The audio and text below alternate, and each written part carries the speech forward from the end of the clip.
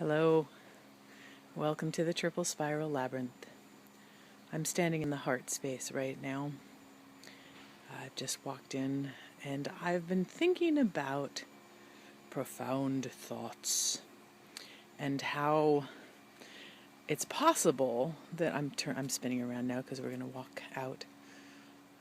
So what I've been thinking in the realm of profound thoughts is that I think that when we look to others for those thoughts, that we are actually letting go of a piece of our own knowledge, that there is something inside of us that we have access to that nobody else has access to. Our own little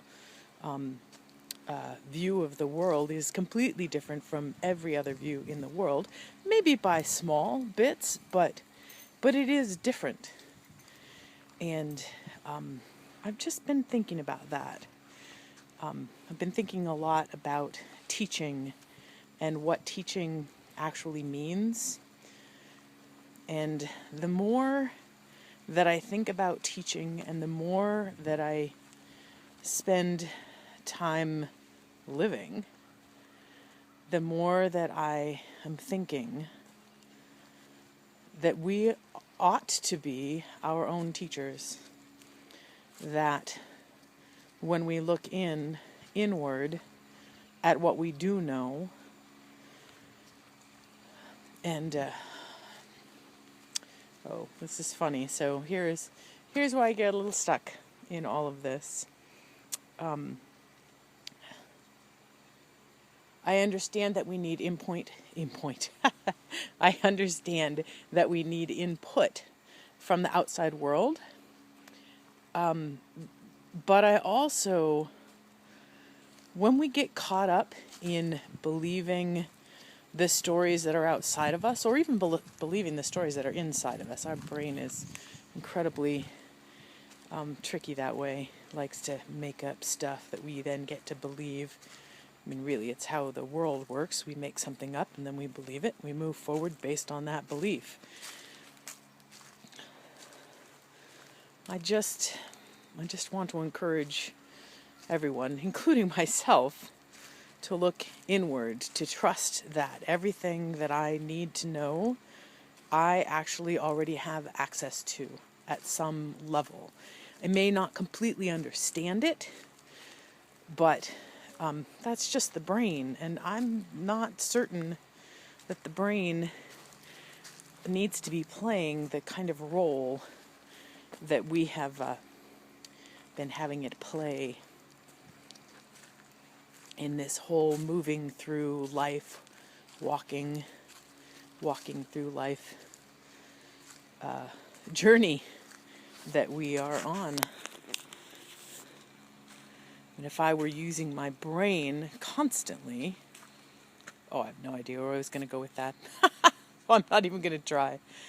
I am, however, going to pan up and look. The cat Ryder is exploring the fairy house, which is still here. We've had big rains, and yet it stayed. There's our Ryder coming to say hello.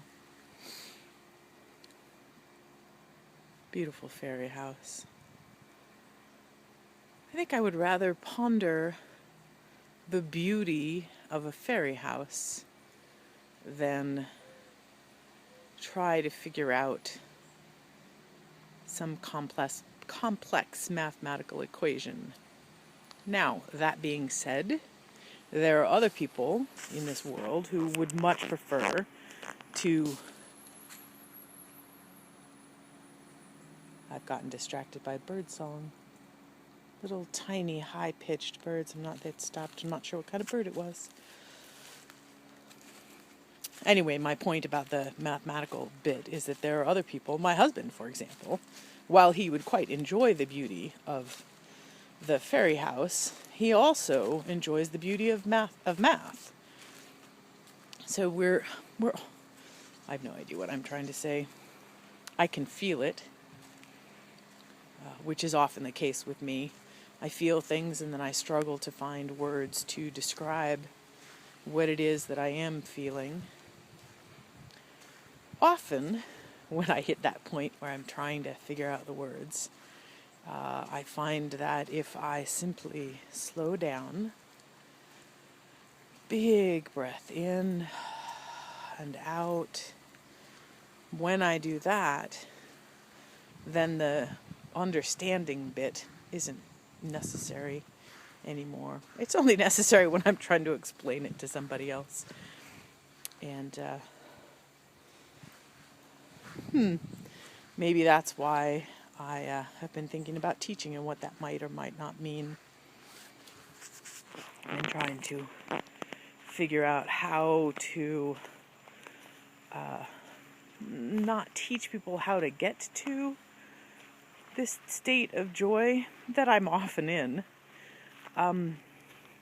Because I don't know that my path is your path.